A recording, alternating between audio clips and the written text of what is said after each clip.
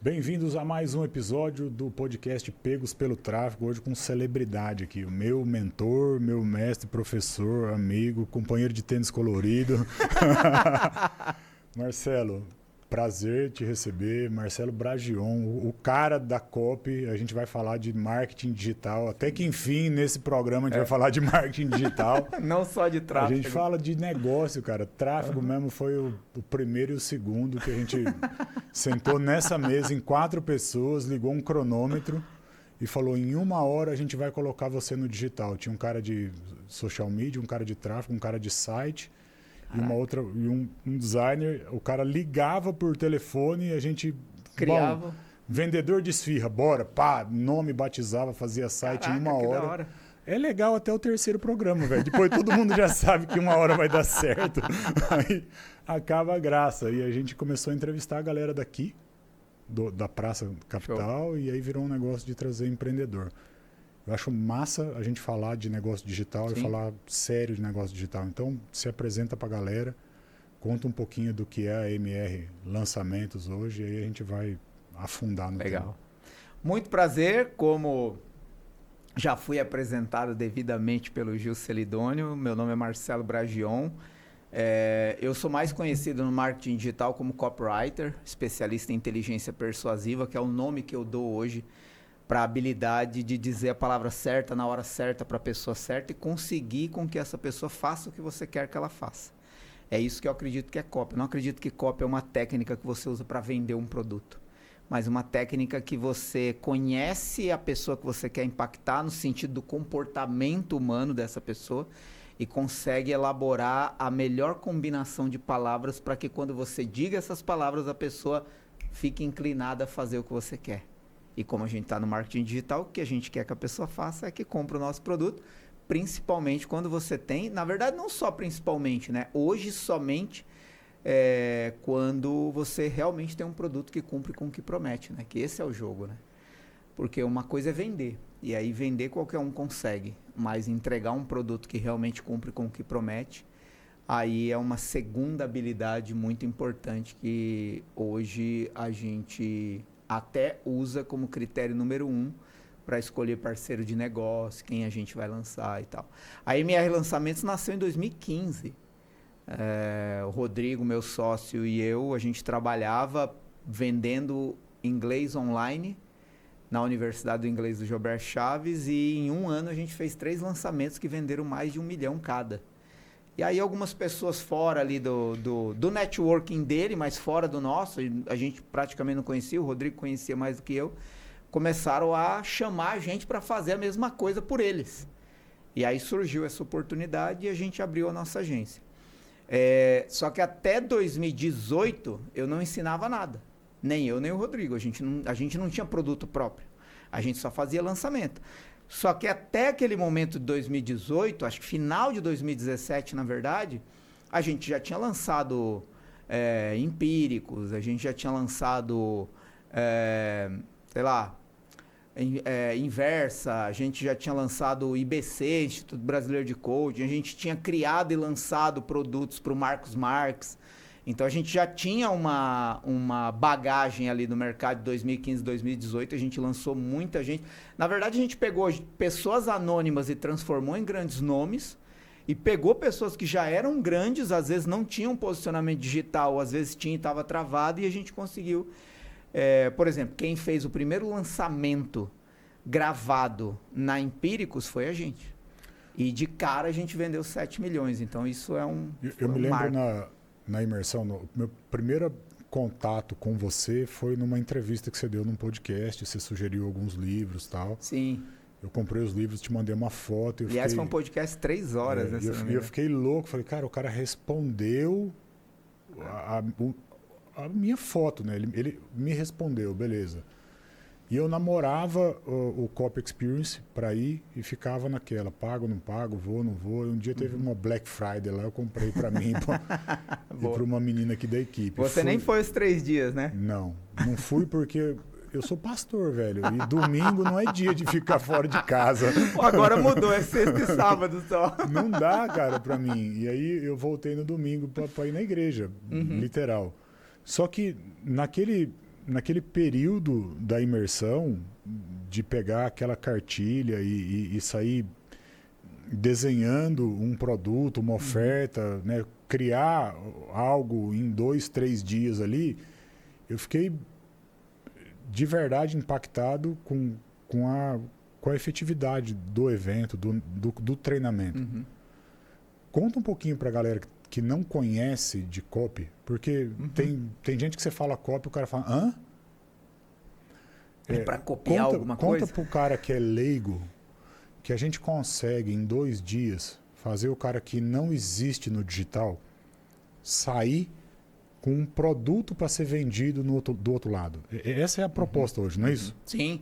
A pessoa não só sai com um produto pronto, mas ela sai com todo o texto que ela precisa para vender escrito. Narrativa, ideia, pesquisa de mercado, promessa, headlines, scripts, roteiros, toda a linha narrativa e persuasiva que ele precisa para fazer as pessoas comprarem. Mas quando começou, foi assim, em 2018 a gente não tinha... finalzinho de 2017, uma pessoa me convenceu a fazer isso. Ficou na minha orelha ali, que era o Marcos Marques, ficou, pô, você tem que ensinar o que você faz, você tem que ensinar o que você faz. E assim, eu sempre gostei de ensinar. Mas eu não tinha essa gana de me posicionar como um expert no digital ou ter um evento presencial para ensinar isso.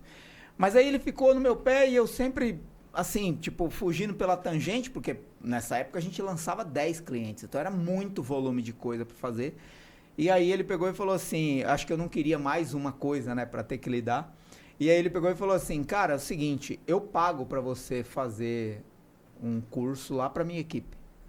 Eu te pago, tó. Tem 19 pessoas lá, vai lá e dá um treinamento para elas. Foi assim que nasceu a minha imersão. E o mais curioso é que eu não tinha muita ideia, porque como o que eu fazia ia muito no flow, eu não tinha uma sistemática metodológica do que vinha primeiro, o que fazia depois. Eu fazia, mas eu não conseguia, não tinha feito a engenharia reversa. Não tinha pop. Para colocar aquilo no papel. E aí eu falei, pô, tem agora que dar o treinamento lá, e tinha uma menina que eu tinha contratado como copywriter, e eu lembro que brincando, eu falei para ela assim, pô, agora eu tenho que dar o evento e eu não sei de fato o que eu vou ensinar lá. Ela falou, eu sei, você vai ensinar o que você me ensinou. E aí ela foi ali falando, ó, quando eu entrei aqui você me falou que eu tinha que fazer isso, depois aquilo. E ela que leu em mim o método que eu ensinei para ela. E aí a gente desenhou a estrutura da imersão até hoje. E em que se baseia essa imersão e por que ela funciona para qualquer pessoa, tanto uma pessoa que não está posicionada no digital, quanto uma pessoa que já está para escalar? É porque ela começa daquilo que eu acredito que é o único caminho inicial possível para você ter um bom posicionamento digital e uma boa narrativa de vendas. Comece pela pesquisa. É isso que eu ia falar. Eu aprendi com você a fazer pesquisa, e aí misturando Marcelo Bragion e outros autores, o cara do livro A Meta e tal, Sim. Eu criei um jeito meu de ler formulário de evento. E de algumas perguntas que eu coloco de forma intencional para ler a dor verdadeira do cara. Sem pesquisa, dá para arriscar na internet? Dá. E você pode até acertar. Mas é risco, é roleta. Então, eu gosto de usar uma analogia. Imagina que você tem um alvo atrás de você e te dão um dardo. E aí você taca esse dardo de costa pro alvo. Pode ser que você acerte no centro? Pode. Mas é cagada. Sim. Repete. Tá. Pega o dardo de novo e taca no centro de novo. Então, na internet, pior do que errar é não saber por que você acertou. É porque daí você entra fritando no segundo, achando que sei Exato. tudo. E não sabe nem o que está fazendo. Então você pode acertar? Pode, mas é sorte. E a sorte não costuma dar certo todas as vezes. Tá. Então a pesquisa é o caminho mais seguro para você ter evidências claras de em qual direção você deve seguir. Desde a criação de um produto até a narrativa que você precisa para persuadir as pessoas a tomar a decisão que você quer. E eu chamo essa pesquisa hoje de processo de investigação. E ele tem 3 partes. Uma coisa é eu investigar o alvo, ou seja, quem eu quero acertar. A minha audiência, o meu público. Mesmo que você não tenha audiência, quando você cria um produto ou tem uma ideia, você tem o objetivo de acertar alguém. Porque não existe uma bala que acerte todo mundo. Então é um alvo de cada vez. Então quando você olha para um público, porque já fica aqui uma lição. Primeiro, não se cria produto para depois encontrar demanda. Não caia nessa armadilha. Primeiro você identifica um grupo que tem um determinado problema para o qual você cria um produto para resolver aquele problema. Essa é a lição básica do marketing. Eu nem estou falando de marketing digital, estou falando de marketing tradicional. Você só cria um produto quando você encontra uma demanda em um determinado grupo de pessoas. E por que eu destaco o grupo de pessoas? Porque você precisa ter escala. Você pode até criar um grupo pode criar um produto para meia dúzia de pessoas, mas provavelmente você não vai ter escala, vai ter que vender muito caro para aquilo fazer sentido, vai ter que vender uma assinatura que a pessoa te paga muito tempo, porque aí mesmo um grupo pequeno te mantém um faturamento. Mas voltando aqui. Então essa é a primeira lição. Você olha um grupo, esse grupo tem um problema, você cria um produto para resolver esse problema. Segunda coisa, você precisa conhecer essa pessoa para saber como acertar ela. Por exemplo, vamos lá. Vamos supor que hoje eu quero convidar o meu pai e a minha mãe para ir no cinema comigo. Minha mãe tem 86 anos, meu pai tem 81. Não é uma tarefa fácil tirar os dois de casa para ir no cinema comigo. Porque vai depender de uma série de variáveis. Mas se eu tivesse que chamar só a minha mãe hoje, vamos colocar alguns cenários. Eu vou convidar primeiro a minha mãe, depois o meu pai. Eu quero ir com os dois, mas eu vou convidar a minha mãe separadamente do meu pai. E em um outro cenário eu vou convidar os dois ao mesmo tempo. O argumento que eu uso quando eu vou falar com a minha mãe é diferente de quando eu vou falar com meu pai. Porque eles são pessoas diferentes, com anseios e dificuldades e desafios diferentes. Então eu sei do que a minha mãe gosta. Eu sei o que a minha mãe precisa ouvir para querer sair comigo. E a mesma coisa o meu pai. Sabe o botãozinho que tem que apertar. Exato. Agora, se junto os dois na mesa e eu tenho que fazer o mesmo convite para os dois, eu já vou usar outro argumento. Isso é investigar o alvo. É você conhecer a pessoa tão bem que você antes pensa, se eu disser isso, existe mais chance de eu convencer essa pessoa. E eu ainda vou falar os dois pontos, mas pode fazer a sua pergunta.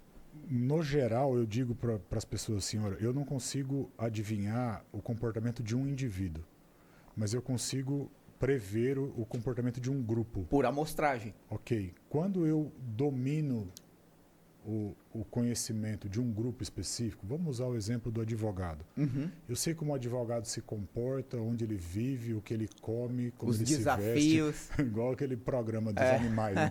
Onde vive, o que come. Como procriam. Depois que a gente tem essa leitura de um grupo, eu consigo vender qualquer coisa para ele? Qualquer coisa que eles já necessitem, mesmo que eles não saibam. Ok. Entendeu? Aí sim. Agora, qualquer coisa de qualquer coisa, eu acredito que até pode caminhar nessa direção, desde que antes você ganhe a confiança deles por algo que previamente eles já necessitam e você entrega isso para eles, mesmo que eles não saibam que necessitam. Já já eu vou dar um exemplo, não me deixe esquecer, eu vou colocar o celular aqui para não esquecer desse exemplo. Então, primeiro ponto da investigação é investigar o alvo, quem eu quero acertar. Só que entre eu e o alvo existe uma distância, existe um território que eu tenho que percorrer. Nesse território percorrendo até encontrar você ou até acertar você, eu estou disputando a sua atenção com outras concorrências. Às vezes do mesmo nicho, às vezes de outro nicho. E às vezes concorrências que não tem nada a ver com nicho. Por exemplo, distrações da vida moderna. Às vezes o meu criativo ou a minha mensagem não impacta a pessoa, não é porque ela não precisa, não quer ou não gostou. Simplesmente ela se distraiu com um meme. Tá. Alguém chamou, ela viu outra coisa. Então hoje a gente está disputando com uma distração de atenção muito grande. Naquele momento da semana explodiu uma notícia de outra coisa. Exato. Por isso que a geração de conteúdo hoje, ela se baseia muito nos algoritmos. Porque o que domina a distração das pessoas? Os algoritmos. Então, por que hoje as pessoas precisam dominar a criação de conteúdo e criativo baseado em formatos de consumo de mídia nas redes sociais? Porque é o que vai fazer a pessoa parar para prestar atenção. Logo, quem é um dos concorrentes com os quais eu disputo? O algoritmo. Ele é um concorrente. Tá. Porque se eu não fizer do jeito que ele pede para parar a atenção da pessoa, prestar atenção em mim... Ele não entrega. Exato. Ou ele não entrega, ou outra pessoa vai fazer desse jeito e vai ganhar de mim. Vai chamar mais atenção que eu. É o que eu chamo de investigação de território. Com quem você disputa nesse mercado a atenção desse alvo? E aí o terceiro e último nível de investigação é a investigação do arsenal. Com que armas você luta? No que você é bom? O que o seu produto realmente tem de único? Então você começa a... Pô, eu tenho habilidade de... Eu sou muito bom para ensinar. Eu, Marcelo. Mas eu não sou bom de fazer piada no palco. Eu não tenho muita facilidade de fazer as pessoas rirem. Então, não é uma arma que eu posso usar. Agora, qual é a arma que eu posso usar? Se você me der qualquer tema, eu desenrolo isso profundamente. E as pessoas ficam impactadas. Nossa, eu nunca ouvi ninguém falar disso desse jeito. Então, eu exploro essa habilidade, é no que eu sou bom. Então, essa é uma arma que eu tenho. Então, você tem que ter o conhecimento também dessas armas. Por exemplo, para mim, é melhor fazer lançamento gravado ou ao vivo? Aí vem alguém e fala assim, o lançamento ao vivo converte mais que o gravado. Mas se no ao vivo eu não performo bem, para que eu vou querer me aventurar nisso? Eu vou dominar a habilidade de fazer lançamento gravado. Entendeu? Então, acho que essa é uma coisa que às vezes as pessoas caem no fluxo e acaba simplesmente querendo imitar o que a maioria está fazendo. Ou o que os grandes players estão fazendo e acha que vai funcionar igual do mesmo jeito para ele. E nem sempre. Porque a gente olha para a história do marketing digital e tudo que está sendo feito hoje sempre foi feito. O webinário sempre existiu, lançamento pago sempre existiu, lançamento gratuito sempre existiu, tudo sempre existiu de algum jeito. Eles mudam a embalagem, Exato. botam um nome novo e pau. Por exemplo, hoje tem gente fazendo lançamento gravado e vendendo mais do que quem está fazendo lançamento ao vivo e pago. É só dominar a técnica. São apenas técnicas estratégicas. Eu vou puxar aqui a memória de uma aula que teve, que eu acho que foi o Rodrigo que deu sobre... Eu nem conheci o Rodrigo, advogado, tá? Eu fui conhecer ele no Gênios depois. Eu acho que foi ele que deu essa aula. O Alvarez? É, o Alvarez. No ciclo, na mentoria, sobre lançamento pago. Provavelmente foi ele. Ele fez uns 2, 3 conteúdos lá sobre isso. Eu tinha alergia desse negócio de lançamento. Você sabe. E toda hora vinha alguém aqui querendo lançar alguma coisa. Só que as propostas que chegam é do cara que tem uma ideia, mas não tem audiência, não tem produto. E para ele a ideia é a melhor do mundo. É, mano, mas... Tem um amigo que fala que tem que matar a ideia, né? Para ver se ela nasce. Para ver se brota. Mas...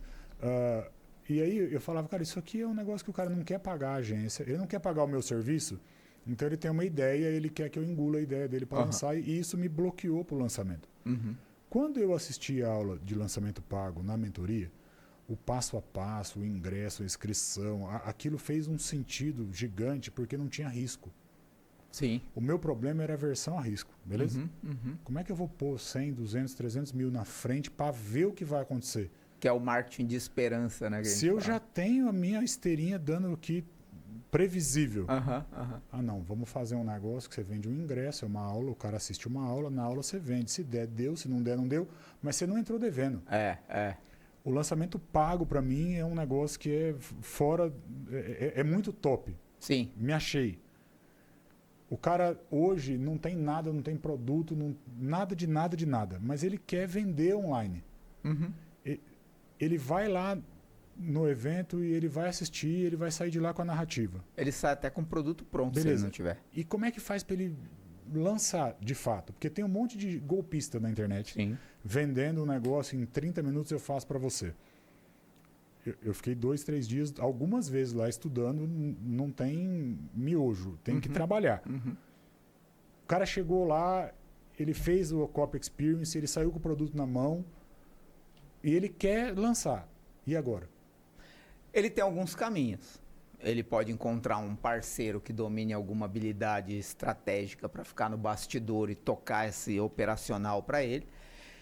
Se ele já tem uma empresa que roda um marketing, ele pode investir ali num treinamento básico de marketing digital para esse time tocar esse negócio para ele. Mas se essa pessoa é sozinha ou não tem ainda essa autonomia de ter um time, ou não encontra um parceiro, um sócio para tocar isso com ele, o melhor, o mais recomendado é essa pessoa aderir a um programa de acompanhamento e mentoria que vai dizer para ele o beabá do que ele tem que fazer, como é que ele gera a página, como é que ele sobe o domínio, como é que ele hospeda e como é que ele roda todo o processo. Tanto que quando a gente criou a imersão, a gente não tinha um processo de acompanhamento. Então a gente ensinava as pessoas e aí as pessoas... Vai com Deus. Exato. As pessoas dominavam aquilo, mas muitos esbarravam nesse processo. E foi aí que a gente criou a mentoria Ciclo. Porque a gente percebeu uma necessidade direta. Eu me lembro de ver vídeo teu com o Tesman estudando. Sim. E eu aprendi a fazer Google Ads olhando os vídeos gratuitos do Giannini e do Tesman. Sim. Então eu falei, esse cara tá lá, deve ter alguma coisa boa para aprender. Exato. Aí o cara, eu fiz, mas eu não sei lançar. E o Tesma até hoje, quando ele me encontra, ele fala, cara, eu nunca tive um conhecimento tão bom e tão profundo sobre copy quanto quando eu fiz a sua imersão. E, cara, ele fez a minha imersão em 2019. Até hoje ele fala disso. Porque realmente é muito marcante. E naquela época a gente não tinha uma mentoria de acompanhamento. Hoje a gente tem. Hoje tem. O cara sai do Copy Experience com o negócio dele preparado. Sim, pronto. Cai dentro da mentoria. E aí? Aí ele tem um acompanhamento de 1 ano. O Rodrigo e eu, a gente acompanha essa pessoa por 1 ano com diferentes entregáveis em diferentes níveis. Por isso que hoje, primeiro ponto, a mentoria é um lugar onde os mentores literalmente estão à frente do projeto. Okay. Então, a pessoa que entra na mentoria Ciclo, ela não vai ser acompanhada por alguém da minha equipe, vai ser acompanhada por mim e pelo meu sócio, em primeiro lugar. E muitos entregáveis são individuais. Então, por exemplo, essa pessoa vai fazer reuniões individuais comigo para a gente montar a estratégia dela. Estratégia de posicionamento, estratégia de narrativa. Ah, eu tenho uma dificuldade aqui com a ferramenta. Eu vou chamar alguém do time, vai explicar para ela como é que ela gera o link, como é que ela hospeda, como é que ela cria uma página.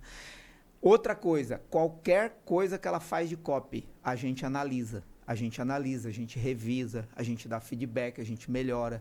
Para que quando essa pessoa colocar um projeto no ar, já tenha sido minimamente validado aquilo ali. Então, a pessoa realmente tem um suporte para nunca mais se sentir sozinha. E ali ela tem 360 de tudo que ela precisa sobre produto, copy, tráfego, estratégia de escala e gestão. Marcelão, me ocorreu algo aqui. Eu faço reunião o dia inteiro com gente do Brasil inteiro, do mundo inteiro, brasileiro, né? De tudo que é coisa que você imaginasse. Você falar uma coisa estranha, eu já fiz reunião com um cara que faz isso. O que chegou lá de estranho, assim, de produto para lançar no digital estranho, diferente? Essa é boa. O que você já viu lá de coisa que você fala, não, isso aqui... Você está falando no nosso ecossistema? Dentro da Ciclo, no Copy Experience, o cara chegou e falou, eu vendo fralda reutilizável. Eu já tive uma dessa. O cara fez uma empresa de fazer fralda que o cara usava de novo. Cara, deixa eu ver. O que eu lembro, cara? De exótico. É que agora, puxando pela cabeça, eu sei de uma mulher que está na mentoria, que ela vende educação sexual, mas não chega a ser exótico, mas é difícil. É um nicho difícil de vender. Tanto que o último SOS que eu fiz com ela, ela estava pensando se ela deveria entrar nessas plataformas para vender educação sexual. Porque onde as pessoas que têm uma vida sexual desregrada ou desregulada estão. Frequentando. Exato. Então, esse é uma coisa. Acho que nessa área sexual, acho que é a parte mais difícil. A gente já teve também um mentorado que, inclusive, uma médica, doutora Lucy, e tinha uma equipe que vendia que era ejaculação precoce, era impotência ou alguma coisa desse tipo. E que também é muito difícil você trabalhar com isso. Não é difícil porque é errado, é difícil porque você não consegue fazer anúncio, ou é mais difícil, bloqueia, perde. Então você tem que criar um mecanismo persuasivo muito focado na educação e que você só consegue falar o que você realmente precisa depois da 2ª ou 3ª página, entendeu? Porque senão já bloqueia na entrada. Agora, exótico diferente, eu não me lembro, assim, de algum... Com certeza teve, é que eu tô tentando buscar aqui na cabeça, mas não tô... De um caso que você traz de artesanato. O Artesanato pra mim é até exótico. comum. Mas é exótico, Você acha velho. exótico? Mano, quem que vai comprar coisa de artesanato na internet? Não é um negócio que assusta? Senhoras A acima de primeira 55 vez que o cara chegou lá anos. e falou, eu vendo crochê online. Pronto, amigurumi. Já ouviu falar? Não. Amigurumi é uma técnica de você, eu não sei se é crochê ou tricô, me desculpe, eu não vou lembrar, mas você cria bonequinhos de crochê ou tricô, não vou saber dizer. E é uma técnica de artesanato com tricô, crochê, que você forma bonequinhos. Amigurumi. E aí, olha pra você ver que legal, né? Quando essa pessoa chegou na mentoria, primeiro ela foi na imersão, e aí na imersão ela descobriu um universo, falou, caraca, mano, eu tenho Era um casal. Eu tenho uma oportunidade de conhecer mais e melhor a minha audiência numa profundidade que eu nunca imaginei. Então, ali eles renovaram tudo. Renovaram ideia, renovaram narrativa, renovaram página, a forma como eles conversavam com as pessoas. E aí, beleza. Aí decidiram entrar na mentoria. Falaram, não, vamos entrar na mentoria porque a gente precisa beber mais disso para conseguir colocar esse negócio de pé, não só de uma forma que se sustente, mas de uma forma previsível que consiga crescer para outros lugares. E aí eu lembro que, analisando o script do lançamento deles, eles focavam muito na pessoa desenvolver a habilidade de conseguir produzir um boneco de crochê ou tricô ali e tal, né? O que era o amigurumi. Então ficava, você vai aprender isso, você vai dominar isso, você vai conseguir produzir esses bonequinhos e tal. E às vezes falava até, e você vai poder vender se você quiser e tal. E eu falei assim, cara, me dá aqui uma pesquisa dos compradores. Cara, e aí eu peguei a pesquisa dos compradores, 99% tudo senhoras, tudo avó e tal, não sei o quê. E aí você começa a perceber, com base no conhecimento do comportamento humano, que era uma coisa que eu já sabia desde quando eu trabalhei com artesanato em madeira lá atrás, que é o seguinte, principalmente as mulheres acima dos 50, 55 anos, elas tendem a sofrer com um fenômeno psicológico chamado síndrome do ninho vazio. O que é a síndrome do ninho vazio? Geralmente são mulheres que dedicaram a vida à família, então elas pararam de estudar e trabalhar para viver em função da família, do marido e dos filhos, o que está tudo bem, é uma escolha, mas os filhos crescem e vão embora. E aí ficam os dois velhos dentro de casa e a mãe que vivia em função dos filhos não se sente mais útil. Porque não tem mais aquela necessidade frenética e cotidiana de arrumar a roupa, de arrumar o quarto, de fazer a comida, de cuidar dos filhos. Os filhos foram embora. Então ela tá com o ninho vazio, cara. Ela fica meio desorientada, ela fica perdida. E aí eu falei assim, cara, vocês têm que ter um copy mais acolhedor, mais amigável, mais afetuoso. Esquece técnica, cara. Esquece método. Esquece dinheiro. Essa mulher só quer fazer parte de um ambiente onde ela se sinta vista, valorizada, acolhida, cuidada. E faça aquilo para passar o tempo, como um hobby. Ah, mas beleza. Então para que ela vai querer aprender? Aí eu falei assim, você já parou para pensar que muitas delas vão querer aprender para dar de presente pro neto e o neto lembrar dela todo dia no quarto? Mano, eles falaram isso no CPL e explodiu de vender.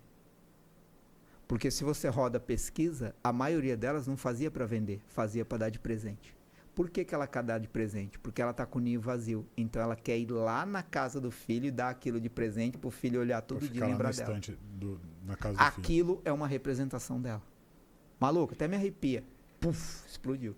E isso é o que eu falei lá no começo. Você investiga o alvo, sabe com quem você está disputando atenção e quais armas você tem. Mano, é tiro e queda. Isso tem tudo a ver com persuasão, roteiro, narrativa, ideia. Só que não está focado em vender um produto. Está focado na pessoa para quem eu tenho que dizer alguma coisa para ela querer comprar o que eu tenho. Marcel, eu fiquei até bugado agora com a história do bonequinho. Amigurumi. Você tem um dom de olhar a coisa e sair com uma ideia que conecta emocionalmente. Eu levei o meu pastor um dia, num Cop Experience qualquer que eu ia falar. Eu lembro dele. Eu lembro dele. Ele estava perdido, porque ele não tem nem Instagram, TikTok, ele não sabe nem o que é. Ele é pastor raiz. O dia inteiro, raiz.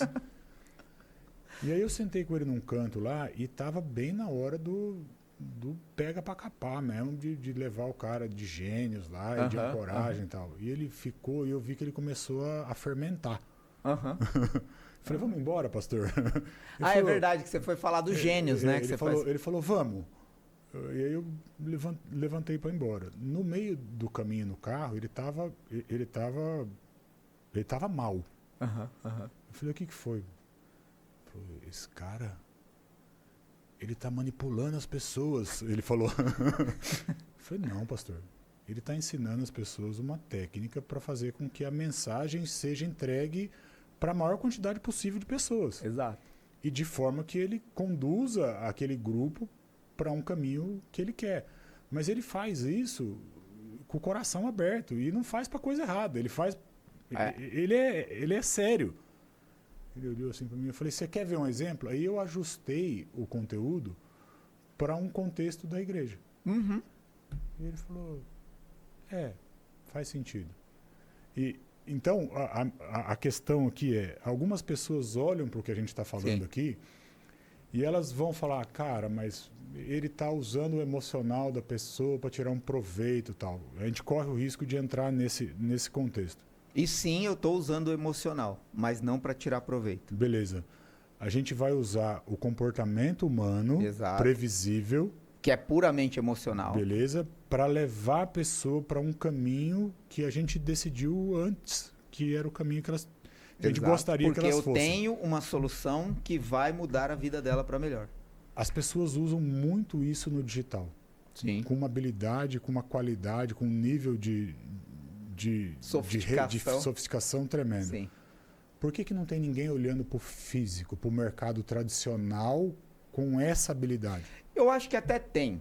Vamos lá. Eu acho que até tem. Talvez estão demorando um pouco mais para ocupar os ambientes onde nós estamos com mais frequência hoje.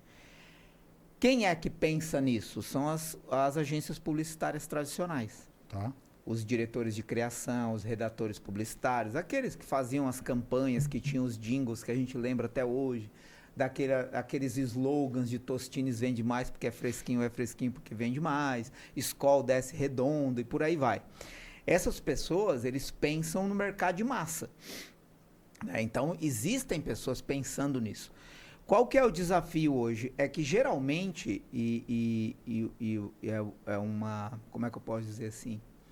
Como eu já fui um redator publicitário de agência tradicional, eu falo isso com conhecimento de causa.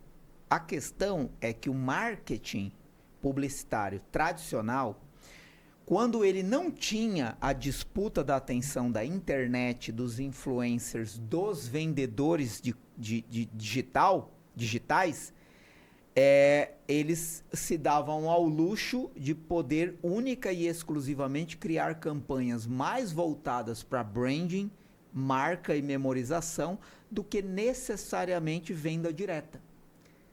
Quando você olha para o copy, para a persuasão, para aquilo que eu falei no começo de inteligência persuasiva, que é essa habilidade de você dizer a palavra certa na hora certa para a pessoa certa, com o objetivo de que ela faça o que você quer que ela faça, a gente está falando de copy de resposta direta. Ou seja, o que eu falo agora não é para você agir depois. Não é para você ficar apenas lembrando de mim. É para você tomar uma decisão agora. E aí você olha para o conteúdo na rede social. Não existe um bom produtor ou creator na rede social que não vai te pedir uma ação imediata em cima daquele conteúdo que ele gera. Então, ou ele pede uma curtida, um comentário, um like, um compartilhamento, um salvamento, ou uma venda, ou uma inscrição.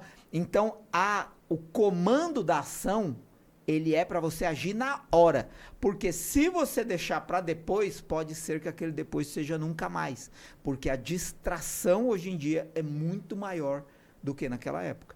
Então, ainda tem gente pensando nesses produtos físicos, mas eu acho que eles estão demorando muito tempo para ocupar os espaços onde a galera tá, que é o digital. Aí você vê o fenômeno do TikTok Shop, que é o que mais cresce no mundo hoje. Tá. Esquece produto físico. Vamos falar de serviço.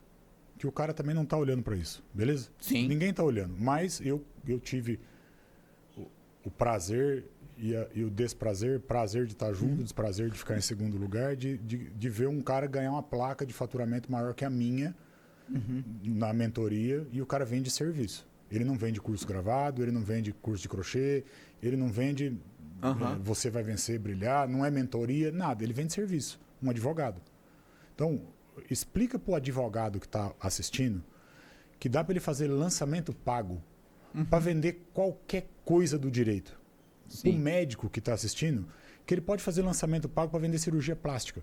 Sim. Para vender unha encravada, sei lá, para vender serviço. É nesse lugar que a galera não chegou ainda. Concordo. Beleza? Tá chegando lentamente. E tem tem um monte de advogado que podia estar fazendo copy experience. Mas muito. Tanto que muitos Explica já pro fizeram. cara, né? o que é que os meninos fizeram Sim. em termos de revolução, porque os caras vendem holding num lançamento pago, velho. É. É isso. É isso. Você vai explicar isso para um cara, o cara fala assim, hã? Tenta... Vamos lá. Sim, qualquer pessoa consegue. Principalmente essas pessoas, como é que chama? Autônomos, né? São autônomos, né? Advogados, médicos, profissionais liberais e tal. O que você tem que pensar é, não é assim, ó, como eu empacoto o meu conhecimento em um produto. Isso provavelmente é o básico que você vai ouvir todo mundo falando. Isso é curso. Pega o seu conhecimento e empacota. Isso é uma coisa, é possível, mas você vai, tipo assim, é o básico. Já tem gente fazendo isso. Onde é que você se diferencia? Quando você tem a capacidade de me dizer claramente o que você faz pela pessoa. Aí você para de vender o seu serviço e começa a vender como a pessoa vai ficar quando ela tiver acesso a isso. Por exemplo, você não vende a caneta, você vende 10 quilos a menos. Então a pessoa compra o desejo de estar 10 quilos mais magro. E por isso ela entra em contato com você. E aí você tem um protocolo de emagrecimento que envolve, por exemplo, um Monjaro. A mesma coisa o advogado. Você tem um patrimônio, mas quando esse patrimônio for para uma herança, for para ser dividido, ele vai perder de 40% a 60% do valor, pelo mecanismo tradicional de inventário. Se você faz uma proteção patrimonial, esse patrimônio conserva até 90% do valor. Então, o que você vende? Preservação do que você construiu durante a vida, não um serviço jurídico. Então, para mim, o segredo de médicos, advogados ou qualquer outro profissional liberal é ele perceber assim, como a vida da pessoa fica depois que ela conhece o que eu sei fazer por ela. Aí você para de vender produto e começa a vender a satisfação, a transformação, a realização de algo. Beleza. Isso para você sai meio que assim. Sim. Mas explica para o cara que está ouvindo aqui agora o seguinte, ó, a gente vai fazer isso.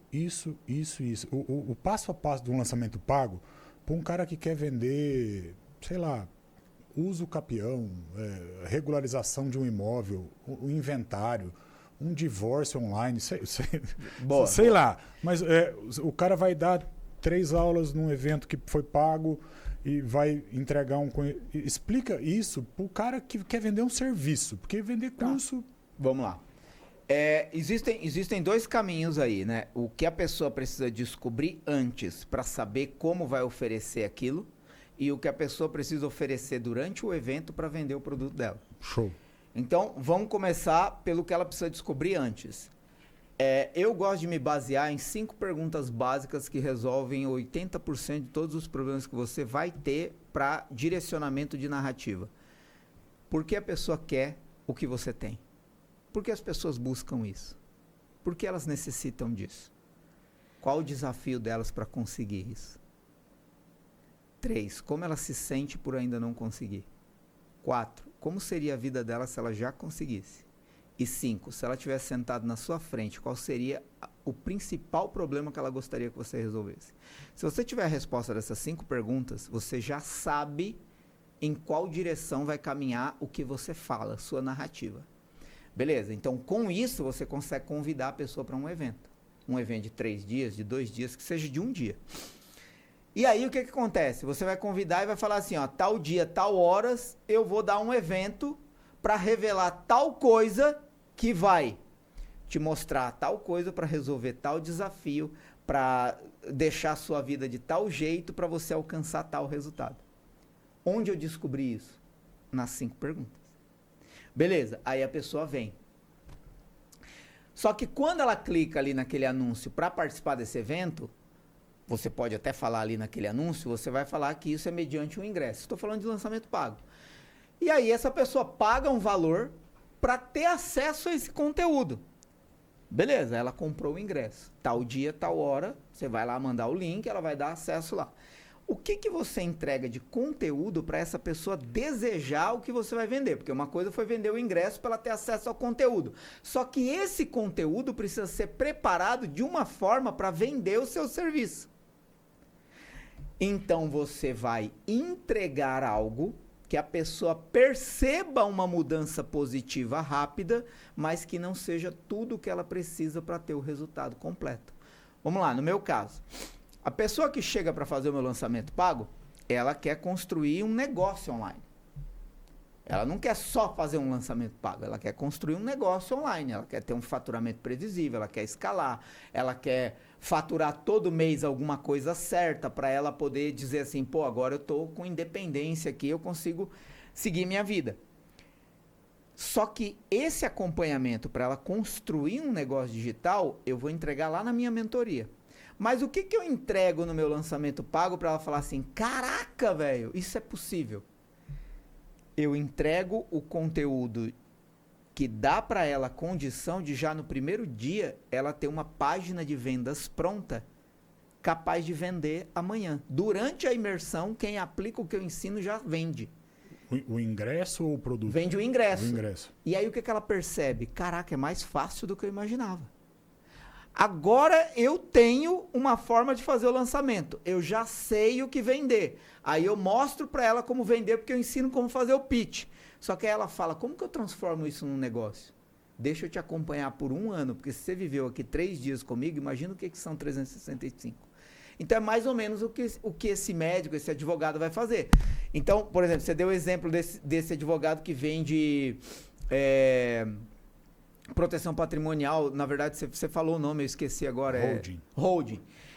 Ele faz exatamente isso. Ele pega casos, fala assim, olha, essa pessoa tinha um imóvel de 900 mil. Esse imóvel foi para o inventário. Demorou não sei quantos anos para sair. Quando eles conseguiram vender o imóvel, teve que vender por 540 mil. Olha quanto dinheiro perdeu. Se você fizesse uma holding, olha aqui, esse imóvel de 900 mil você conseguiria vender por 790. Então, tipo, a pessoa teve uma economia, um lucro muito maior. Você mostrou isso com um estudo de caso. Aí a pessoa fala assim, como é que eu faço isso para mim? Aí é a hora do pitch, do meu serviço. Olha, você clica aqui, preenche isso, minha equipe vai entrar em contato com você e aí vende o serviço. Então, não sei se eu expliquei a sua pergunta, mas existe um caminho aí, um processo para que a pessoa descubra antes quem ela quer nesse evento e quando essa pessoa chegar no evento, o que ela entrega para a pessoa querer comprar o serviço. E sempre é fazer a pessoa desejar o resultado, não o produto. Show. Eu acho que já tem um motivo para os advogados fazer copy experience Total. agora. Médico, advogado. O médico e o advogado, os dois, tá? Eu lido muito com eles no dia a dia. Uhum. Eles aprenderam muita coisa na faculdade, mas não aprenderam a vender. Sem dúvida, não aprenderam. Então, a dificuldade dessas duas E é engraçado classes, que o advogado até aprendeu persuasão, né? Porque ele tem que convencer, sim, né? mas não sabe vender. Exato. Então, eles têm muita dificuldade em achar uma esteira comercial previsível. Uhum. E o lance do lançamento pago é previsível. Sim. Porque você sabe o que fazer para pôr a pessoa lá dentro, o que falar para levar Agora, a o pessoa pra frente. carro-chefe do lançamento pago é a narrativa. É a narrativa. Você pode ter tudo certo, mas se você não tiver uma boa narrativa, a pessoa não tem estímulo para comprar um ingresso para participar, e se você não tiver uma narrativa durante o evento, ela não consegue perceber o valor de continuar com você. E a narrativa ele constrói com você na imersão. E aí existe um processo. O processo é pesquisa dá origem a uma ideia. Essa ideia vira uma promessa, essa promessa se desenvolve numa narrativa. Quando você tem isso, aí você consegue estruturar uma oportunidade única para o mercado, que você prova que é possível, você conta história de conexão emocional, você trata objeção, essa pessoa está pronta para receber uma oferta. Esse é um caminho persuasivo metodológico que eu chamo de sistema ópio.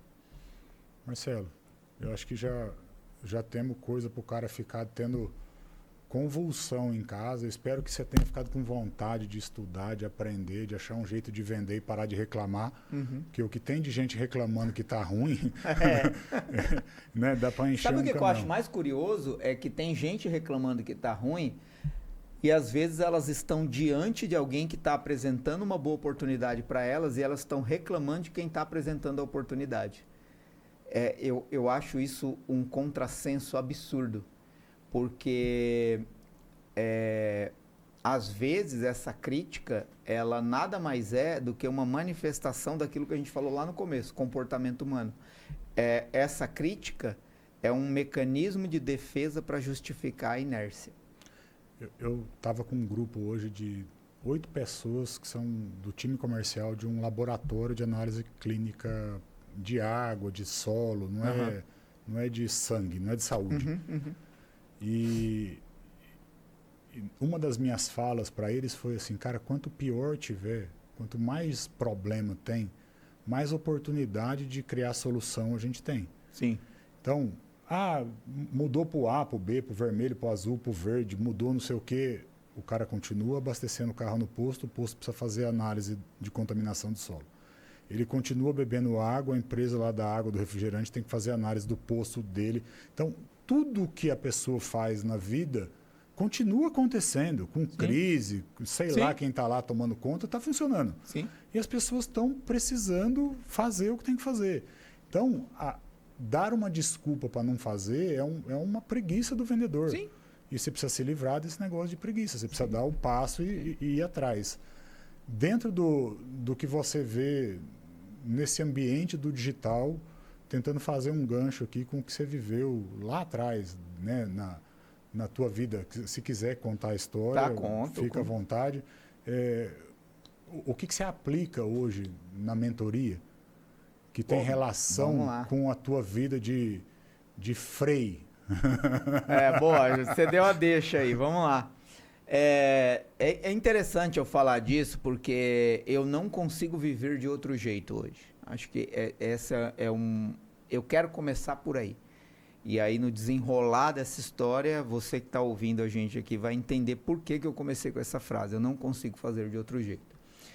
Eu comecei a minha carreira profissional como metalúrgico. Com 13 anos, eu entrei no Senai da Volkswagen.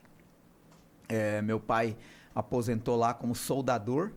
Um ano antes dele aposentar, trabalhou 27 anos na Volkswagen. Um ano antes dele aposentar, ele colocou meu irmão lá dentro. Porque só podia entrar no Senai da Volkswagen quem era filho ou irmão de funcionário, né? Então, meu pai colocou meu irmão, aposentou um ano depois que meu irmão entrou. Um ano depois que meu pai aposentou, meu irmão me colocou. E aí eu entrei lá com 13 anos, com 15 anos eu me formei ferramenteiro de construção de dispositivos de controle, não importa o que isso significa, mas era a segunda melhor carreira na metalurgia, só perdia para modelação, que era a criação de protótipos de modelação de carro, né? E aí, cara, eu gostava daquilo, de verdade. Pô, era uma carreira que eu não ia ter percalços durante a vida. Não à toa, meu irmão tá lá há 37 anos. Meu irmão trabalha lá até hoje, o único emprego da vida dele. Então, assim, eu ficaria lá o resto da vida, né? Então, e era uma coisa que eu gostava. Pô, era um ambiente legal, era uma multinacional, tinha 27 mil funcionários naquela época. Pô, era uma coisa que você se sentia importante, criando ferramentas para montar carro, era uma coisa legal.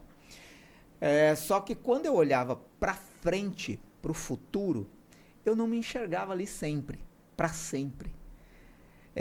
O caminho natural de quem estava na metalurgia, naquela carreira que eu tinha de ferramenteiro, era fazer uma engenharia mecânica, uma parada desse nível, para subir ali para, né, para uma engenharia mesmo e tal. Meu irmão hoje é projetista lá e tal. Então, trilhou um caminho desse. Só que quando eu olhava, eu falava, cara, cara, com aquela idade, 16, 17 anos, eu olhava aquilo e falava, cara, eu acho que não é isso que eu quero para sempre. E aí eu entrei na faculdade de propaganda e marketing, que era uma coisa nada a ver, né? Nada a ver. Até quem trabalhava comigo falava, cara, que viagem, mano. Mas beleza, qual que era o meu sonho? Pô, eu vou entrar no setor de marketing da Volkswagen. Vou só mudar de lugar aqui dentro. Exato. E realmente a agência de marketing da Volkswagen na época era dentro da Volkswagen. Porque era uma época que as empresas faziam tudo. A equipe de limpeza era da Volkswagen. Tudo era da Volkswagen. Tipo, o cozinheiro era da Volkswagen. Hoje é tudo terceirizado. Mas naquela época, por isso tinha 27 mil funcionários. Porque todo mundo que trabalhava dentro daquela planta era funcionário Volkswagen. E aí o setor de marketing era lá dentro, essa era meu ideal. Só que tinha uma pedra no caminho, que eu me envolvi com drogas muito cedo. Só que nessa época ali, 16, 17 anos, os sinais ainda não eram aparentes, né? Então não dava para viver bem todas as coisas. Mas obviamente, como a droga é um vício progressivo e fatal, a coisa foi realmente progredindo. E conforme foi progredindo, foi me tirando a autonomia da minha vida, tipo a minha liberdade, foi tirando a minha capacidade, foi tirando a minha condição relacional, foi extraindo tudo de mim e eu fui me tornando literalmente um dependente em função da droga. E isso me fez perder muitas oportunidades. Não a oportunidade do emprego, porque a Volkswagen pagou tratamento para mim. Eu lembro até que eu recebi uma ajuda que foi, eles falavam assim, né, não se preocupa, Marcelo, a Volkswagen não manda embora dependente químico, a gente vai te ajudar. Eles pagavam tratamento psicológico, tratamento médico, grupo de apoio, e realmente eu nunca fui ameaçado na Volkswagen, muito pelo contrário, eu fui ajudado mais de uma vez a sair disso. Mas por que eu estou falando isso? Porque isso progrediu até mais ou menos ali 21 para 22 anos, numa decrescente progressiva animal. Assim, tipo, eu não só cheguei no fundo do poço, mas eu cavei uns metros para baixo ainda, entendeu? Insistentemente. E eu só parei quando eu não consegui me matar. Você tentou. Eu planejei, e na execução, deu errado. Mas foi um errado que deu bom. Porque nesse dia, num desmaio, dentro de um quarto, de onde eu não esperava sair, eu vi Jesus. E naquele exato instante eu tive certeza absoluta de que eu nunca mais seria aquela pessoa que eu tinha sido até aquele momento. E dali em diante eu nunca mais usei. Isso mudou radicalmente toda a minha percepção de vida. Só que como a droga tinha sido um caminho longo de 8 anos e tinha degradado toda a minha dignidade, eu tive muitos desafios para reencontrar um equilíbrio de vida. As pessoas nem acreditam, né, no cara não, falar eu não acredito. Quando eu olho no espelho hoje, o que eu me tornei, o que eu construí, o que eu sou, a saúde que eu tenho, a família que eu tenho, eu não consigo lembrar com clareza de detalhes do tempo que eu vivi aquela vida, porque literalmente parece que é uma pessoa fora de mim que vivia aquilo. E aí, quando eu tive essa experiência com Deus, experiência profunda, magnífica, extraordinária, mas dentro de uma pessoa que precisava reaprender o que é o valor da vida, o que é o valor das pessoas, o que é a dignidade humana. E eu comecei a procurar onde eu poderia me dedicar a Deus, esse Deus que me salvou, e o que eu faço tal para doar a minha vida para isso, né? E foi uma busca intensa. Eu conversei com amigos, e sabe quando você está na ânsia de encontrar uma resposta e você procura essa resposta em tudo quanto é lugar e todas as respostas que te dão não preenchem a ânsia da busca, eu tava nesse movimento, entendeu? E aí, um dia eu fui num evento e tinha um padre lá falando. Esse padre era franciscano e ele falou assim: e se você sente no seu coração esse desejo de dar para Deus o que Deus te devolveu, abandona tudo e vem viver de adoração e amor ao cuidado do pobre de rua. Naquela hora minha chave virou. Eu falei, eu vou virar isso. Eu cheguei em casa, eu tinha 3 anos de faculdade, propaganda e marketing, 9 anos de Volkswagen já. Eu cheguei em casa e falei pro meu pai e pra minha mãe, eu vou virar franciscano. Vou abandonar tudo, vou virar franciscano. E foi o que eu fiz. Eu abandonei tudo, 3 anos de faculdade, 9 anos de Volkswagen e fui viver de doação para ajudar pobre morador de rua. E vivi como franciscano, com os votos de pobreza, castidade e obediência, numa vida de adoração ao Santíssimo Sacramento e de amor ao pobre de rua durante 10 anos. Cara, pra mim, ouvir isso assim, é mais difícil te ver franciscano do que te ver usando droga. É sério, cara. Não, é sério. Porque... Vamos lá. Sair do contexto da droga para uma vida de devoção, eu conheço pessoas que fizeram. Mas não conheço ninguém que virou frei, padre. Eu conheço você, beleza? O que para mim é mais complicado é você sair do contexto de castidade, devoção e obediência e virar o Marcelo do copywriter, entendeu? É essa jornada aí que fica na... É engraçado que uma vez eu gravei um vídeo falando isso, né? Todas as vezes que eu falo que eu fui franciscano, algumas pessoas têm curiosidade de por que eu fui para lá. Mas todo mundo tem curiosidade de por que eu saí de lá. Mas é isso, E aí, vamos lá, eu vou resumir. Primeiro, dizer assim, né? Eu vivi 10 anos lá, 10 anos magníficos, onde eu conheci pessoas extraordinárias e eu consegui literalmente tirar pessoas do lixo, da rua, e devolver para aquelas pessoas uma esperança de vida digna.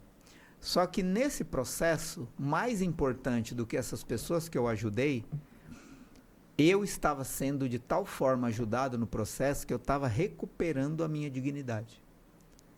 O valor à vida, o valor ao outro, né? Tipo, sempre olhar o outro numa percepção de ele merece o melhor de tudo que é possível, porque nenhuma pessoa está completamente perdida, sabe? E por que isso é tão forte para mim? Porque por muito menos do que o mal que eu fiz na vida, pessoas melhores do que eu se foram. Mas eu não fui. Não era para eu estar aqui. Mas por que eu estou? Então, isso me intrigava. E até hoje, quando eu olho para alguém, não importa quem é a pessoa, o que ela faz ou o que ela fez. Nenhuma pessoa está totalmente perdida. Então, isso me dá uma condição, uma capacidade de sempre olhar para o outro como... É que eu não gosto de usar essa palavra, porque eu acho que essa palavra não devia nem existir. Mas não há, como é que eu posso dizer, condição justificável de julgar o outro. Principalmente quando você acredita em Deus. Não pertence a você. Até porque, se você pensar bem, se você de fato acredita em Deus, você sabe que Deus deu liberdade para as pessoas. E se você acredita que Ele é Deus, Ele está no domínio de todas as coisas. Então, se uma pessoa está fazendo o que você não concorda, ou o que você não quer, é um trabalho seu, de Deus ou dela mudar. Então, o que você tem a ver com isso? Não é essa chave do julgamento não é sua, né? Deus deu a liberdade, inclusive, para você fazer o mal. E Ele está no comando de todas as coisas. A questão é, você está fazendo o bem? Show. Essa é sempre a pergunta que tem que voltar quando você bate o olho em alguém e fala assim, pô, eu não deveria estar fazendo isso. Pô, essa pessoa não deveria ser assim. E você deveria ser como você é? E você tá fazendo a coisa certa? E você tá fazendo tudo o que você pode? Então, a vida religiosa me ajudou muito com isso. Mas aí vamos lá, para não deixar de responder a sua pergunta, por que eu saí? Cara, vou dar vou criar uma analogia aqui. É uma analogia que funciona muito bem para mim. Imagina que você mora numa casa pequena, com poucas pessoas. E você conhece muito bem aquele ambiente, você domina cada cantinho, e você conhece muito bem aquelas pessoas, você domina cada comportamento daquelas pessoas. Só que de repente aquela casa vira 2, aquela casa vira 10, aquela casa vira 20, aquela casa vira 100. E em cada uma dessas 100 casas existem coisas diferentes, pessoas diferentes e tal. Onde você não domina cada cantinho, onde você não conhece todas as pessoas.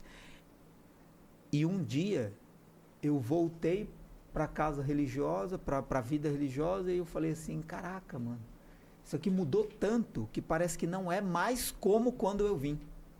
E eu não soube lidar com isso. Literalmente eu não soube lidar com isso. Eu comecei a sentir que tinha que ser como quando eu entrei. Mas se quando eu entrei eu queria que crescesse e cresceu, eu não podia reclamar do que se tornou, porque quando eu entrei que era pequeno, eu queria que crescesse, até porque o meu testemunho atraiu outras pessoas e fez aquilo crescer. Então tudo que cresce muda, é dinâmico. Só que eu não soube lidar com isso. E aí eu comecei a entrar numas crises de, será que eu continuo ou será que eu saio? Será que eu saio daqui e vou para outra congregação ou será que eu saio e vou casar?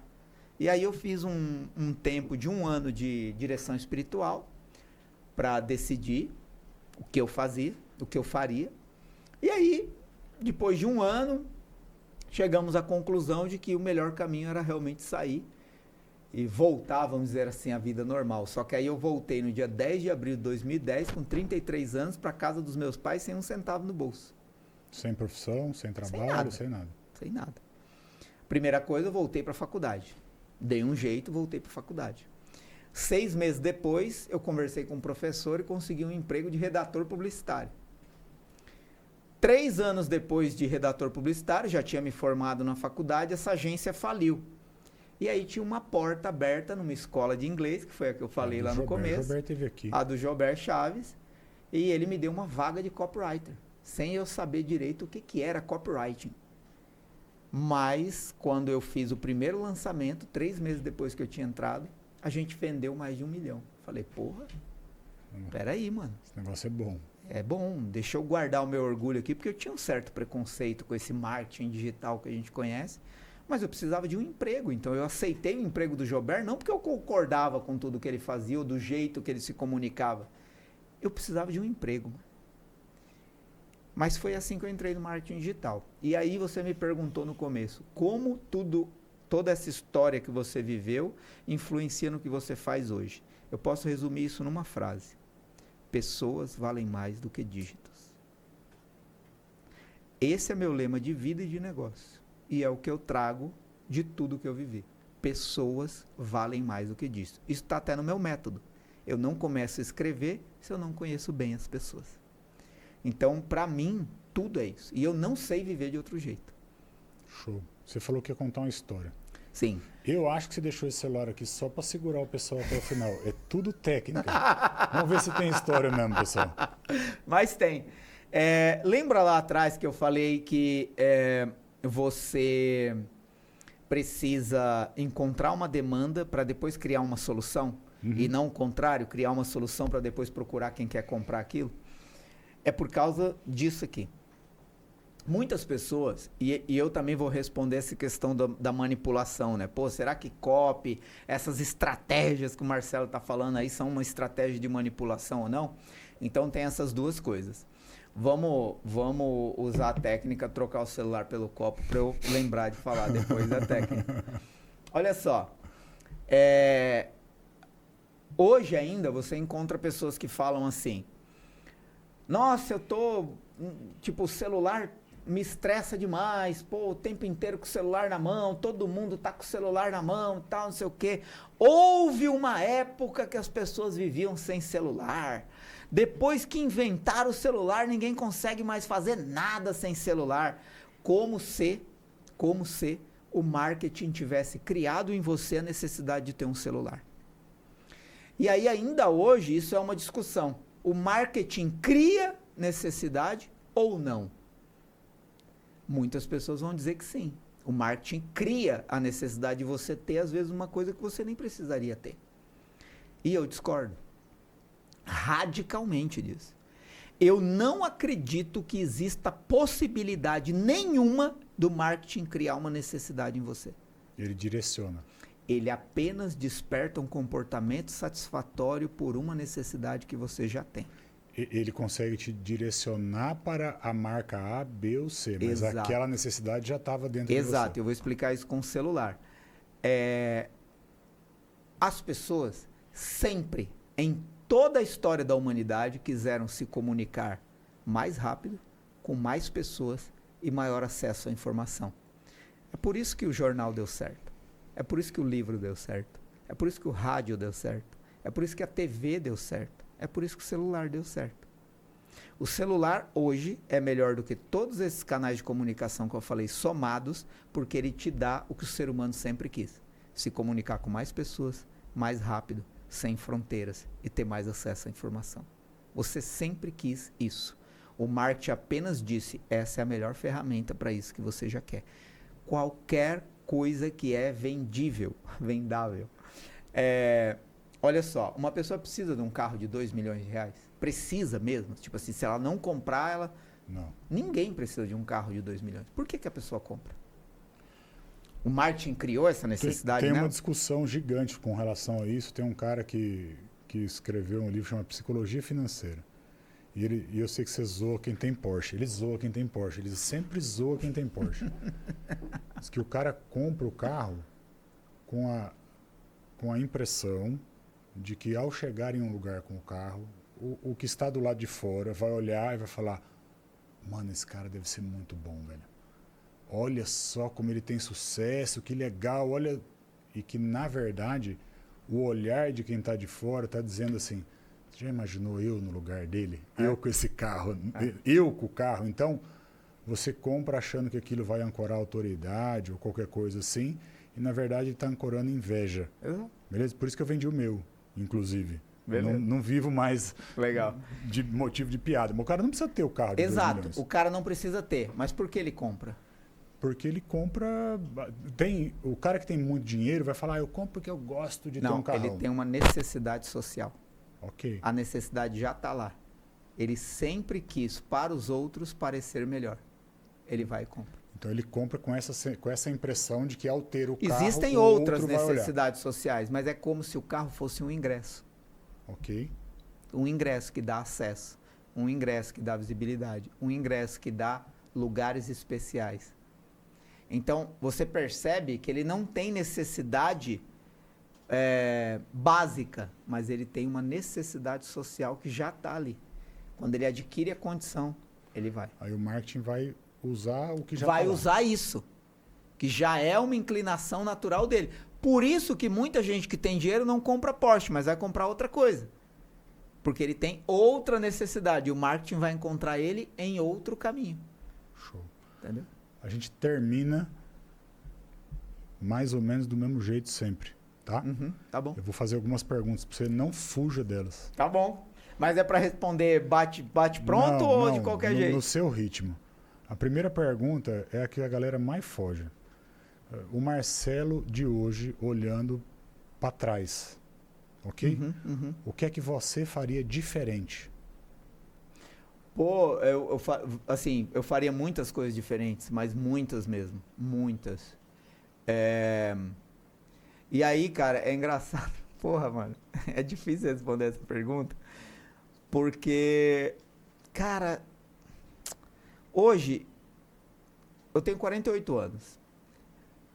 E a vida me deu experiências suficientes para que eu gaste muito tempo refletindo sobre a minha história. Mas eu confesso pra você que hoje eu não... Cara, puta, é tão difícil falar isso. Eu acho que eu nunca falei isso pra ninguém, cara, de verdade. Acho que nem o Rodrigo eu nunca falei isso. Você sabia que com o conhecimento que eu tenho hoje, e eu tenho uma família maravilhosa, hein? Inclusive minha esposa tá grávida de novo. Me deem parabéns aí nos comentários.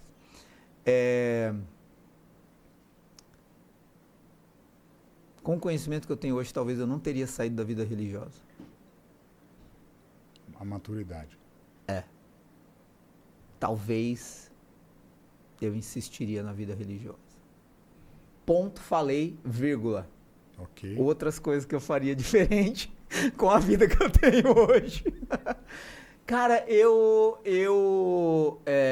teria tomado decisões de prosperidade mais rápido. Acho que eu demorei muito pra acordar pra essa coisa. Minha cabeça era muito travada, cara. Eu era muito resistente, eu era muito reticente, eu era muito crítico, eu era muito cético. E mesmo andando no ambiente de tantas pessoas que me ajudavam a me familiarizar com isso, eu ainda lutei muito contra isso mentalmente. Você não se permitia. E isso retardou muito o resultado na minha vida. Muito resultado. E eu não falo só resultado financeiro.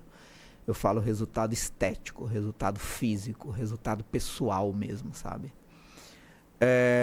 Outra coisa que eu faria diferente, eu falaria com mais clareza e mais rápido as verdades que eu tenho que falar para os relacionamentos que eu tenho. Né? Tipo, conversa que eu tive com meu pai que demorou muito para acontecer e destravou a minha vida, conversa que eu tive com meu sócio que eu demorei muito para ter e destravou a minha vida, conversa que eu tive com a minha esposa demorou muito para acontecer e destravou a minha vida. Então, eu acho que eu vivi uma vida muito focada no meu passado. O meu passado é maravilhoso. E para tudo que eu fui, por onde eu passei, parece que o mínimo que eu consegui já era bom o suficiente para eu estacionar. E eu fiquei muito tempo estacionado. Então eu me arrependo disso. De verdade me arrependo. Não me arrependo amargamente a ponto de falar assim, mas eu faria diferente isso. Entendeu? Eu faria diferente isso. Deixa eu ver se eu lembro de mais alguma coisa que eu faria diferente. Acho que eu teria mais filhos. Você começou tarde, né? Ficou 10 anos. O primeiro nasceu, eu tinha 44 já. Marcelão, eu tenho certeza que você tem 1 milhão de nomes para lembrar e para agradecer publicamente. Mas eu queria que você escolhesse um nome, olhasse para a câmera ali e fizesse um agradecimento pessoa? Público. Uma pessoa.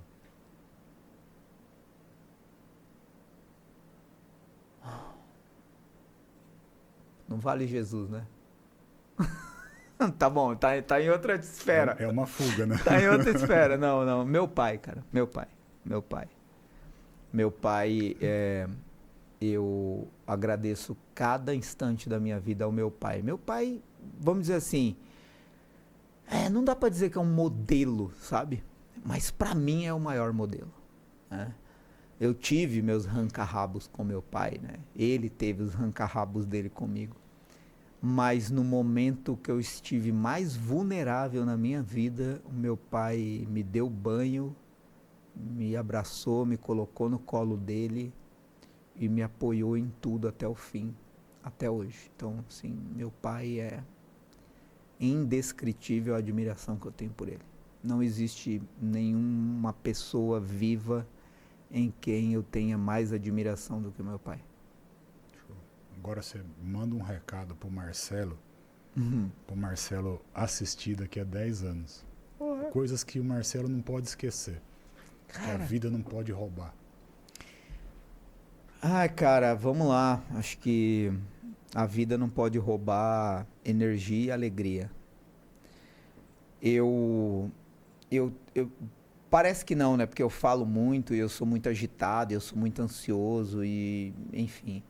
às vezes até meio espalhafatoso e tal, mas eu sou uma pessoa muito contemplativa, interiormente, né? E contemplar as coisas sobre a minha vida nem sempre é um caminho legal de reviver, né? Porque, tipo assim, por tudo que eu vivi, vira e mexe, eu entro dentro da minha vida, dentro da minha história e me reencontro, né? com o eu do passado e tal. E às vezes dá sabe, uma cambaleada, assim, você fala, caraca, mano, tipo, é tanto esforço e tal, não sei o quê, mas eu vejo que hoje, aos 48 anos, eu me sinto com uma energia e uma alegria maior do que quando eu tinha 25, por exemplo. E se daqui a 10 anos eu vou estar com 58, eu quero ter ainda mais energia e alegria de viver do que eu tenho hoje. Então essa para mim tem sido uma meta há mais ou menos 5 anos. Cada ano que passa, eu preciso estar melhor. E eu tenho lutado por isso, dia após dia. Então a minha mensagem do Marcelo de 10 anos para o Marcelo de hoje é: não desista de ser feliz e ter energia para viver o que cada dia exige. Show.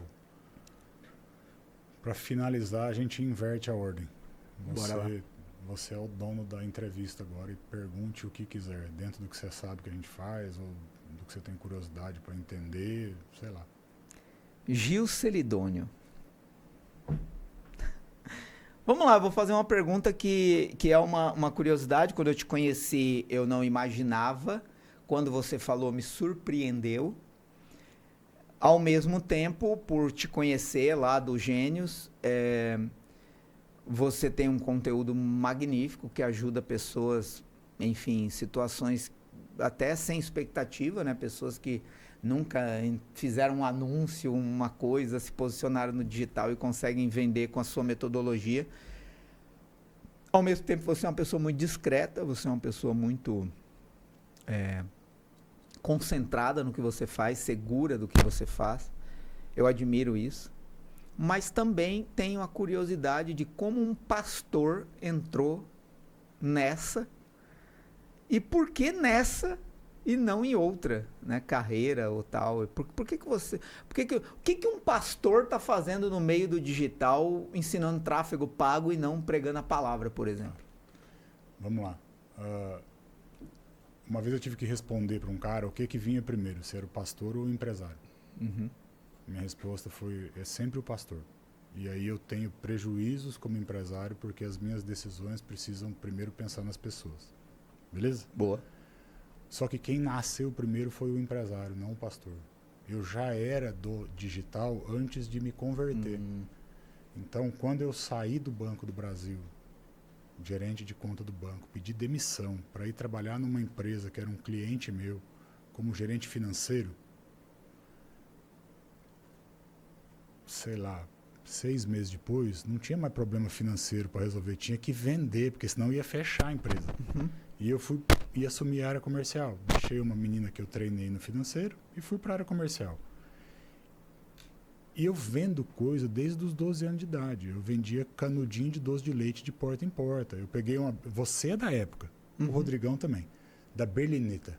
Belineta. Aquela bicicleta vermelha que tinha 2... Belina, pô. É. Belininha. É. Eu tinha uma dessa com um lavacar amarrado atrás, um balde, um aspirador, uns panos, um sabão em pó. E eu ia batendo nas portas para vender. Então, o empreendedor nasceu antes. Uhum. Nunca contei lá, mas com 16, 17 anos, a minha família quebrou. E a gente foi morar na única propriedade que sobrou, que era um sítio, numa casa de 36 metros quadrados. Uhum. Não tinha piso no banheiro. Uma casinha. Uhum. Para cuidar de roça de figo. Como é que um menino que estudava no colégio da freira particular vai para a roça? Não tinha um figo bom, concorda? Uhum. Uhum. E o figo era ruim e teve uma praga que azedou mais ainda o negócio, uma mosquinha que botava um ovinho no figo. Quando você colhia e mandava para o mercado, até chegar na ponta de venda, estragava. Aí eu peguei aquilo e falei, eu vou vender isso aqui na estrada. E montei a minha primeira empresa foi uma barraca de vender fruta na beira da estrada, de Louveira para Itatiba. Vende-se figo. Uma plaquinha, meu primeiro anúncio. Olha que legal. Né? O cara parava o carro e falava assim, ô menino, bom, tem uva? Não, é figo. Então, o ser humano sempre pergunta diferente do que você escreve, né? Para mim isso é desde sempre. E eu comecei a vender fruta lá atrás, prestar concurso público para tentar sair da roça de todo jeito. Virei gerente do banco por conta de um concurso. Saí do banco e fui ajudar empresas a vencer dificuldade financeira via o caminho de vendas.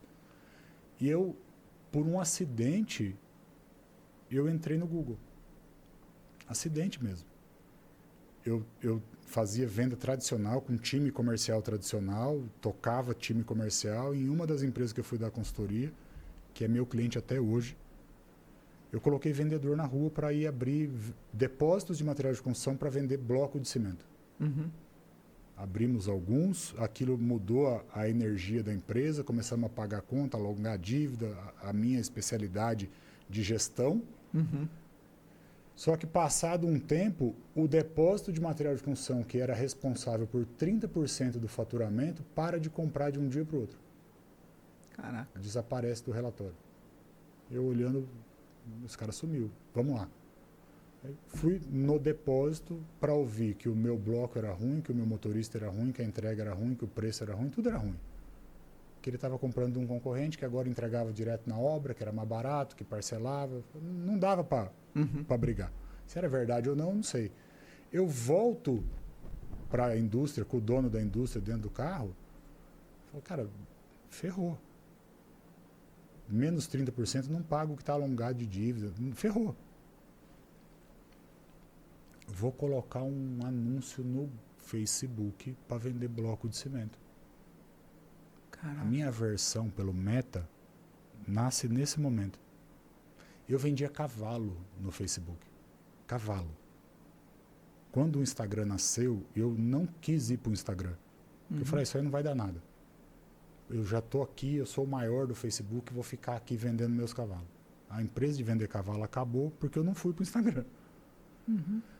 Quando eu ponho bloco de cimento para vender com anúncio no Facebook, no Instagram, as pessoas chamavam falando assim, tem broco baiano, broco de barro, broco 9 furo, broco do sei lá o quê, e menos bloco de cimento. Então, eu descobri que no Facebook, bloco de cimento não ia vender. Naquele momento de frustração, o dono da fábrica para do meu lado com o celular e fala, como é que faz para aparecer aqui no mapa do Google? Eu falei, é fácil. A gente tem que criar uma conta assim, assim, pagar e vai aparecer. Eu já tinha feito isso antes. E eu começo a fazer anúncio no Google Ads, numa campanha faça você mesmo, daquelas bem simples, para vender bloco de cimento. 20 minutos depois, o telefone começa a tocar e a galera querendo comprar bloco de cimento. Simples assim. Caraca, velho. Eu fui ajeitando, tirando umas palavras que era de cerâmica, de tijolo baiano, aquelas coisas que eu não queria. A campanha ficou um filezinho. Um dia eu entrei lá e apaguei a campanha sem querer. Ela não volta igual, ela não nasce de novo igual. Mas eu tinha a essência do que precisava acontecer para dar certo. Eu fui estudar a ferramenta profissional de anúncio do Google e há uns 15 anos atrás eu comecei a fazer anúncio no Google Ads para vender bloco de cimento e nunca mais parei. Caraca. Todo lugar que o dono da fábrica ia contar a história dele, ele falava, você está reclamando porque você não está no Google. Caraca. Liga pro Gil, o Gil põe você no Google. E o cara começou a me mandar cliente. Então, de lá para cá, eu faço anúncio no Google. Algum tempo depois, eu passo por uma ruptura de casamento e por conta desse divórcio, de ficar mal, de ficar bem zoado, eu acabo me aproximando da minha irmã para ir com ela à igreja, porque depois da igreja ela ia comigo para balada. Ok. A armadilha era essa, entendeu? Você vai comigo na balada? Vou, mas primeiro eu preciso ir na igreja. Aí eu ia para a igreja, e aí da igreja ia comer pizza, e aí já tinha acabado a balada, passou.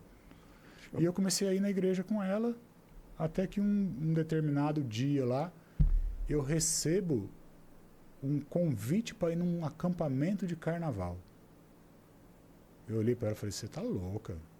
Eu, no carnaval, com esses crentes, esse bando de gente chata, mas nunca que eu vou ficar acampado com esse povo. Sai fora. Saí da igreja com o convite na mão, olhei para um balcão onde estavam fazendo inscrição. Uma amiga da minha irmã, que eu era doido nela, tava no balcão vendendo os ingressos.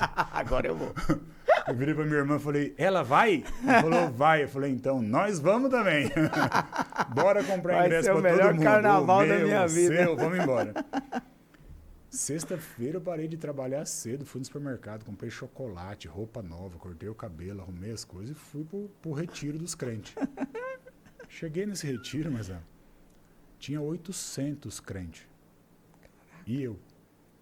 E a menina não foi, mano. Pois.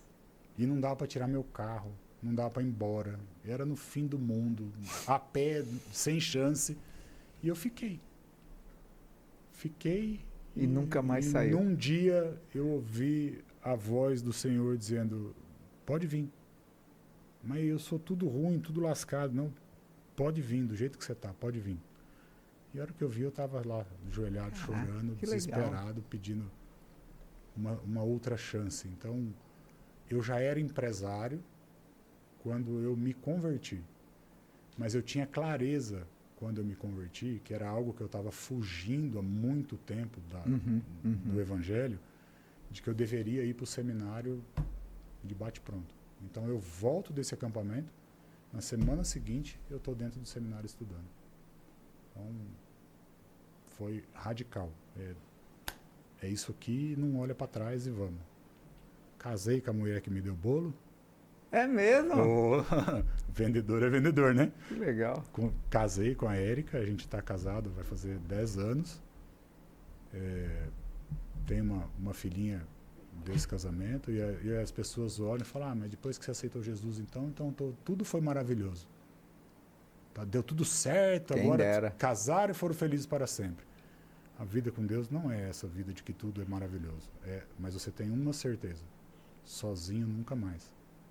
E a minha dor era, eu não quero mais ficar sozinho. Lembra do divórcio? Não quero mais ficar sozinho.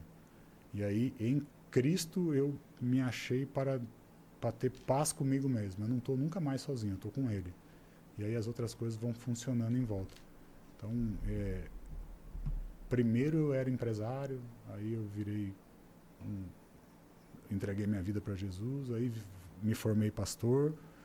E hoje o pastor que é empresário. Mas por que você não está pregando? Talvez seja algo que fica na sua cabeça. Por que eu não estou lá cuidando daquela galera lá? E a resposta que Deus me traz é que a minha igreja hoje, ela está disposta de uma outra forma. As minhas ovelhas estão dispostas de uma outra forma. Eu tenho 40 pessoas aqui trabalhando comigo.